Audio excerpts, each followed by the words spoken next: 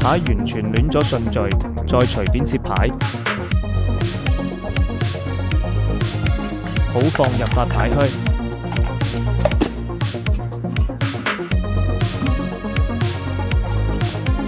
燒牌10張，接下來我同屏幕前嘅你一齊玩個小遊戲，莊、閒同大家猜。我覺得呢局係和局。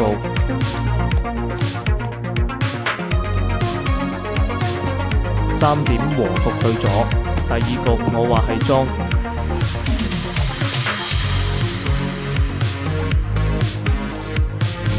9點莊贏又對咗，第3局再嚟開閒。唔啱係開莊先啱。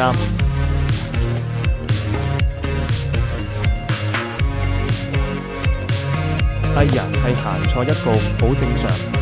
第4局我話係閒。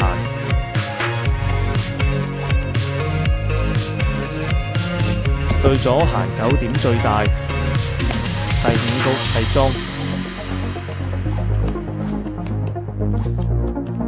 你估啱幾局？評論區話我知。